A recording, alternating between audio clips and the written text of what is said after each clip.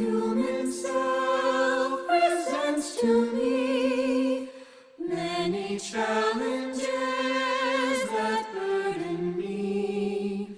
My heart center shines and calls to me.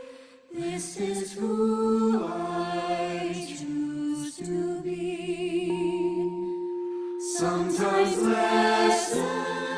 Welcome to the Vibrational Alchemy Podcast. This is Penny Fisher, and we are so glad you are joining us for this week's episode.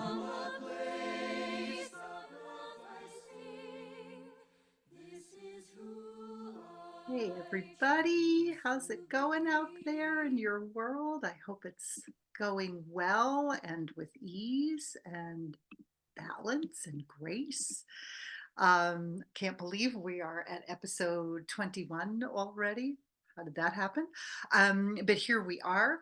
As always, quick check-in. I hope that you are riding the wave that started with the spring equinox and are just really coming into alignment with that sense of self, using the flow of the cosmic matrix, that love of the cosmic heart, to support you. I know in my own personal practice, um, it, I've been finding even, I don't know, I want to call them more powerful, but new, let's just call them new ways to work with that energy. And it's been really kind of a cool ride. So always that is my wish for you. Before we jump into today's content, uh, things to share with you again. Number one is I am part of a group through the Energetic Alignment Academy. Um, and I am in the midst of a 90-day spiritual sprint. And part of that is keeping a gratitude jar every day. And I uh, knee jerked on that a little bit because it felt like somebody was imposing something on me, uh, it's something I already do. Being in gratitude is one of those habits that I've cultivated and worked hard at over the years. So I thought, how can I stretch myself? And I'm sharing this with you because the way I decided to stretch myself was to keep a digital daily gratitude journal. And you can find that on Facebook, um, Penny Fisher, and you can find me. I can't believe I'm doing this on TikTok. Just short little videos, maybe to start your day every morning. I share an inspirational quote that has meant something to me in my life. And then my gratitude for the day and a wish for you. So that'll be under Vibrational Alchemy um, on TikTok. Oh, I can't believe I'm doing that. Anyhow, and also for those of you who are more visual learners or prefer to work um, uh, to have the visual and audio input, we've actually created a YouTube channel. Again, it'll be Vibrational Alchemy. I think it's Vibrational Alchemy 888. You can find us. And we are in the process of updating it. So all of the recordings of all 21 of these podcasts will now be available in that channel. So if that works for you, check us out. Love to connect with you that way. Okay, so today, releasing restrictions. What I want to talk about today is uh, the way in which um, the restrictions that we place on other beings is actually a mirror, a window into the ways in which we restrict ourselves. And I don't know where we're going because I'm pretty much throwing the script out the window. And here's why. I'm going to start the way I planned. But I read something just this morning that I don't have words to tell you the energy that just flooded into me when I read this. So I want to share that with you. And then I just want to talk to you and see where this goes today. So the quote that I wanted to start with is from a book. It's the same book I was reading this morning. It's called The Way of Mastery. And the quote I want to share with you this morning is from the very, very beginning of this book. It's from page 8. And it says this: You are not here to fix the world. You are not here to fix your brother or sister, for it is only love that heals. And until you have loved yourself wholly, you do not, in truth, love anyone or anything, save in those brief moments when you let your guard down and the love of Source shines through you. Right? And this is something I believe in. This has been a something I have worked hard with in my life because I used to be the queen of, we're going to call it restriction, right? Other words that you can use to put in for restriction are judgment and control, right? I have spent a lot of my life trying to get other people to do what I wanted them to do. And I believe it came from a place of love because I knew that if they did what I told them to do, their lives would go differently. What I've come to understand is that when I do that, I actually take away their chance. I take away their opportunity to learn the lessons that they came here to learn. I was just talking to a colleague last night about a really, really difficult situation with a child. I mean, really tough. And I had to take a deep breath and remind myself, as I was getting caught up in the tragic energy of this situation, and I had to keep reminding myself that I don't know what karma that beautiful being might be repaying. I don't know what huge life lessons that being came into this lifetime to learn.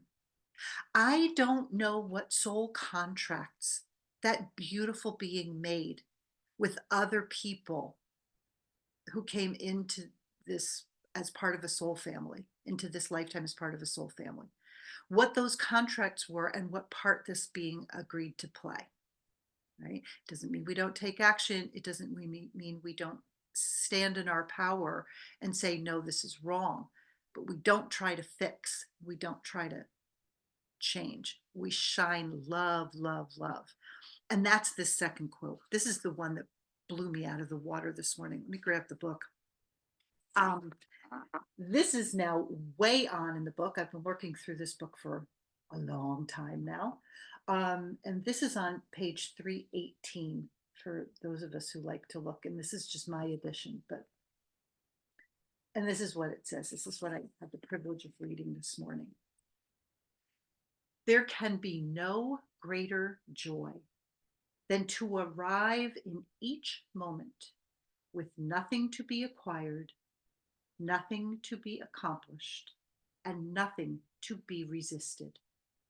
When resistance has been released through the simple choice to release it, you will discover and know that all along, in reality, there has been only love. And to me, that's the essence of love, right? Mark my place so I don't lose it. That's the essence of the work, is to come to ourselves back into this space of rediscovering, remembering that we are love, and that's all we are. If what do we say? If A equals B and B equals C, then A equals C. Well, if we are of God, source, creator, all that is, creatrix, however you associate with that source energy, and we acknowledge that source energy is pure love, pure light, then by extension, we are that, right? It's that phrase I seem to come back to a lot lately. I am that I am. I am that I am. And then I am that I am.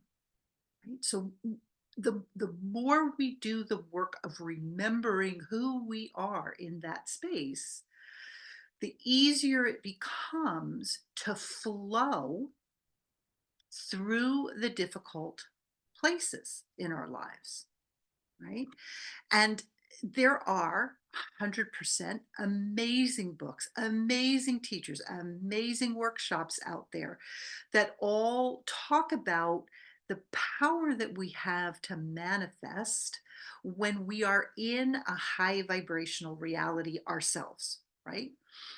I think that a lot of people who do this work, and I've done this work and I used to be one of them, right? And by them, I mean people who read this work and then think that they can go from 0 to 100 in the blink of an eye, right? So I can go from being um, a depressed, um, um,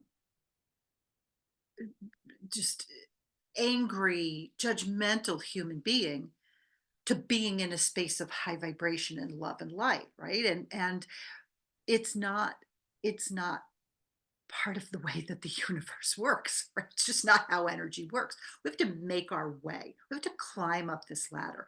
And I had heard a recording of a workshop with Abraham Hicks years ago where he talks about an emotional scale. And look, you can Google Abraham Hicks emotional scale and find all kinds of cool information and graphics. But in this, he reminds us that you can't go from the bottom of the scale to the top of the scale again in the blink of an eye, right? It's just, it doesn't how, it isn't how it works.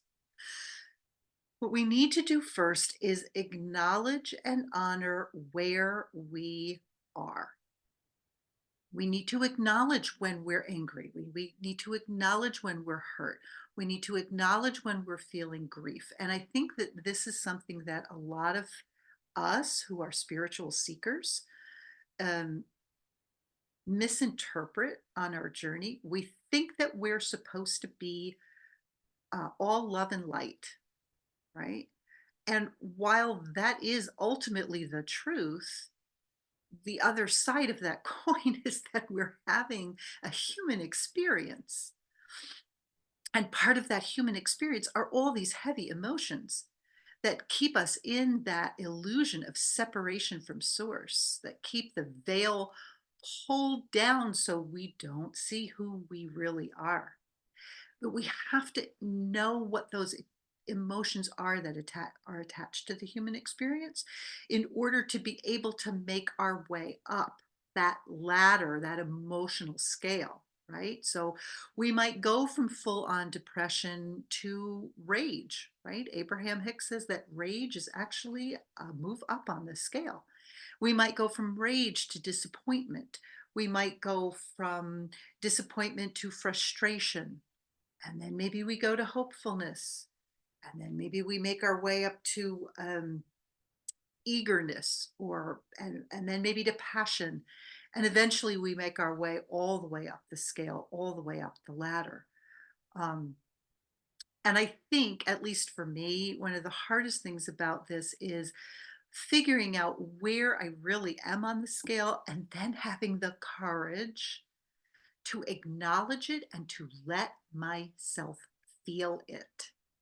Right? I have probably told you this story before, but when I very first started down this spiritual path years ago, um, my first teacher, who has become a soul sister to me, as dear as my own breath, when I went for my first session with her, she uh, she asked me how I handled anger. And I thought about it, like legit took a minute and thought about it. And I said to her, I don't really get angry.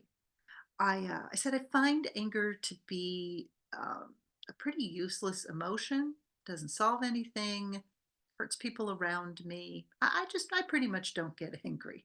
Can you guess the end of this story? I don't know if any of you have seen any of the Marvel Avengers movie. But in the very first event, the Avengers movie, somebody asks the Hulk what his secret is to staying calm, and he says to them, "My secret is I'm always angry." And that was me. But I had buried it so deeply. I had buried it so far down because I was terrified. I was terrified that if I got angry, people were going to get hurt. No, I didn't understand this at the time, but I have really strong energy and it can blow people away. And I had some experiences in my childhood with people whose anger would explode. And fortunately, nobody got hurt, but it was terrifying. And I grew up in a household where um, the lid was kept on anger, right? I used to get furious and I would get in trouble, in big trouble for being angry. And so I learned to stuff it. I learned to keep a lid on it. And so the thought of ever being angry um, was something that I couldn't even acknowledge it. Right. And it took years of work to be able to understand that I could feel that emotion, I could honor it without letting it come out at other people, right? That I could move into the place of the observer. I could have the emotion of anger, I could feel it. And that there were things, healthy things that I could do to express it. And then I could sit. And as we've talked about in probably every episode, I could ask that emotion, what are you here to teach me? Right. And so I share all of this with you to offer you the possibility that the way that we see other people is a window, a road sign into those places of heavy emotion that come from inner wounds. And so will help us understand where we are on that emotional scale so we can start to make our way up, right? So for me, all those years of trying to control other people, all those years of trying to make other people be what I wanted them to be and do what I wanted them to do. Truth of the matter is, while it came out, as my friend Christine would say, it came out sideways at them. The truth of the matter is, who was I really angry at? Who was I really trying to control? I was trying to control myself. And then I was angry at myself because I wouldn't let myself have my own experience. So the more I restricted other people, the more I put them in a box, the more I tried to create their reality for them, the more my inner self, my soul, my divine I am presence was trying to get my attention to let me know that this wasn't about them. This was about me. And uh, had I paid attention, the further I got into this need to restrict others and control others, the more unhappy I got. And again, full disclosure, I ended up with clinical depression after my second child was born. Um, and it was not pleasant. Sitting where I sit now, I bless that experience because it helped me move into this work because I wasn't content. It wasn't okay. It wasn't enough to go through life feeling like that. And I spent time again blaming everybody else. Well, if they would just do this, if they would just do that, if they would, da da da da da. Until I started to really realize that all of this frustration, all of these places where people were triggering me and pushing my buttons, it was all information to help me make the shift, to help me release my restrictions of others or the restrictions I placed on others. It helped me to start to see all of these boxes that I had constructed, these boxes that weren't just made out of flimsy cardboard. They were made out of like reinforced steel and concrete. And I put people in them, but it wasn't really them, it was me that I was putting into this box. And so I would invite you to start to feel into this, right? When I put someone else in a box, it creates a, I was going to say constriction in the energy field, but a better visual might be that you're sitting in this beautiful field of flowers. Oh, let's do this. This sounds good. You're sitting in a beautiful field, right? And it's a gorgeous spring day. The sun is shining, the birds are singing, and there's a beautiful breeze blowing, right? And the breeze is the perfect temperature. And you're just sitting there, and the breeze feels so good on every part of your skin. And then somebody comes and builds a wall. Well, it blocks some of the breeze, but it can still get around the wall and get to you. And you see where I'm going here. The more I judge others, the more I don't acknowledge my own self judgment, the more walls get built till I'm encased in a four-wall box. And then maybe there's a floor, so now I can't feel the earth. And then there's a roof, so I can't feel the sun. And it just, believe it or not, instead of getting bigger, it gets smaller. That wind is the energy that we need to be flowing freely through our fields, that we need to be able to um, access from our heart space so that we can let it flow out into the world, right? Because, and we've talked about this from the what we know about the world of the quantum. When we send vibrations of love and light out into the world, it invites others to entrain, to match that vibration. And my friends, we draw to ourselves people, experiences, resources that are a vibrational match. But when we're in that box, that flow can't happen, right? It just it it cannot flow because it is blocked. Okay. This is bottom line without any question, at least in my mind. And again, if this resonates with you, great. If it doesn't, just ignore me. For me, this is about learning to love ourselves, right? Nothing outside of ourselves has the power to make us feel happy or sad, angry or joyful, um, fulfilled or unfulfilled, powerful or disempowered, unless we give it the power to do that. And we only give our power away when we don't love ourselves enough. And that's huge because that requires, at least when I first started doing this work, that required so, so much deep breathing because there's only one person responsible for me. I can't blame it on somebody else. Well, I can, but it's not legit. Like it's not real because it's not up to them to make me happy. It's just me. When I can learn to love myself without reservation, the boxes that I have created for myself will dissolve.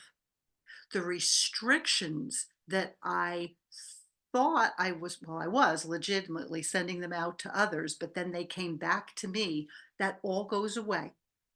My vibration can flow, love can flow to me, out from me, and it can be just a beautiful thing. So while I was getting set up to do this recording this morning, I got this beautiful download of a practice that might help us. We're not going to do it. I'm going to walk you through it, but it still contains a very high vibrational energy. So, as always, if you are driving or walking or doing something that requires your undivided attention, either stop the recording here and return to it, or just let this flow over you and then come back to it later. Okay.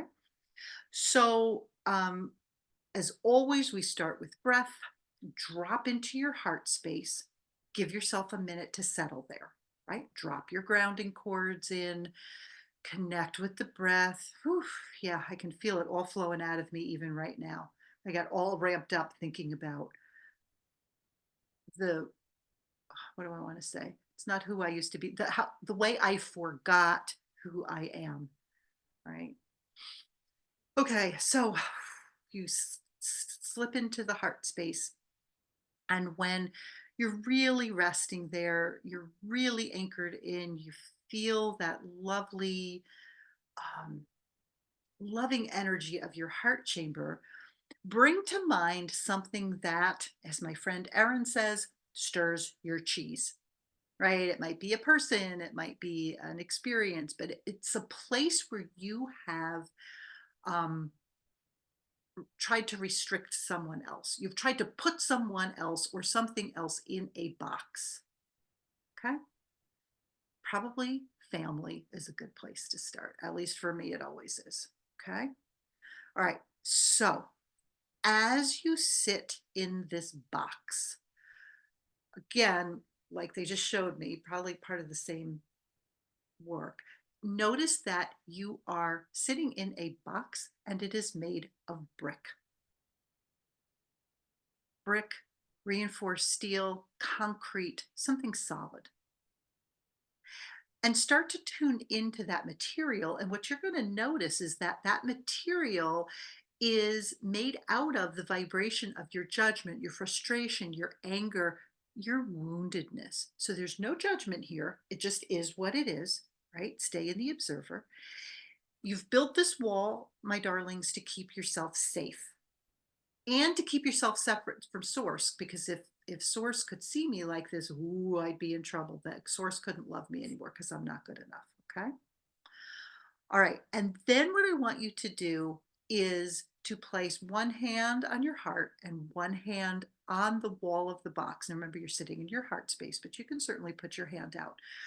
And I want you to allow the light of the cosmic matrix to flow into you and through you and down your arm, out your hand, and into the wall.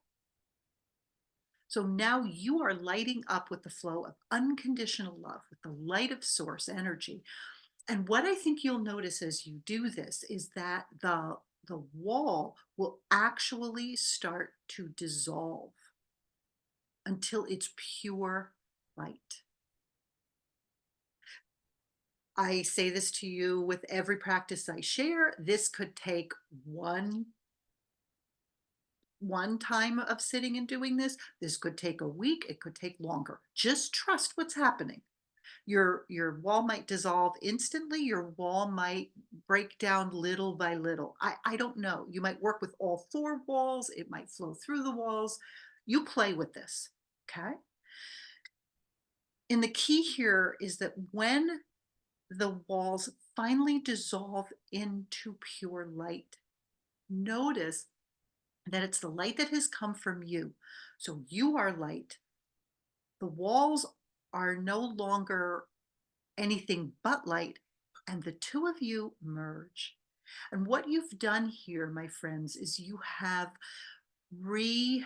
transformed the energy of judgment, fear, anger, grief, whatever, restriction, right? You've transformed it, transmuted it back to what it always was, which is love. So sit and experience being light and all of this light now feeding back into you because it's your energy. It's never not been your energy. It just forgot what it really was. Okay. Be sure you ground yourself when you come out of the practice. Make sure you're hydrating when you come out of the practice. Make sure you're engaging in self-care, following the guidance of your body for a day or two after the practice, right? If you need to rest, rest. Sometimes I will have healing sessions and I feel like I've been hit by a Mack truck. Other times I'll have healing sessions and all I want to do is dance around the house like a 2-year-old, right? Sometimes I need to walk, walk, walk and go. Other times I just need to sit and be quiet, right? So just pay attention to what your body needs because this is information for you about how your being wants to integrate the healing. And it is a practice that you can return to when you need it. And as you notice more and more people and experiences that you have placed restrictions upon. Okay. So you can come back to this as often as you need. I can't wait to get in and do this tomorrow. This is literally new, just dropped in this morning. So I'm excited. And as always, practice, the more we right, practice doesn't make perfect. Practice makes permanent. And the reason I share that with you is because the more we practice this, the more it becomes part of how we navigate life's challenges with more ease and more grace. It's how we come back into balance, into this state of equilibrium more and more easily, right? We're not getting rid of the old habits. We're not getting rid of the old way of doing things. We are flooding them with love and light so that what we don't need anymore simply starts to dissolve into the light, right? Energy doesn't go away. It can change form, but it doesn't go away. And I promise you, like I promise you, the sun is coming up tomorrow, that the more you do this, the easier it gets to navigate the old habits of placing restrictions on other people because you love yourself so much that that's just not available to you. And when it is, and believe me, for me too, it still comes up, but I can catch it and say, oh, there I go again. This isn't about so and so. This is really about me. And that helps us to sink into a more seamless experience of this deep heart connection with the unconditional love of the cosmic heart. And from there, we can experience balance and ease and peace and bliss. The peace and bliss that comes from remembering who we truly are. Divine beings of love and light. And we start to trust in the truth that that is how Source sees us. And it is my most sincere wish, my beautiful, beautiful beings of love and light, that you will start to see yourself the same way.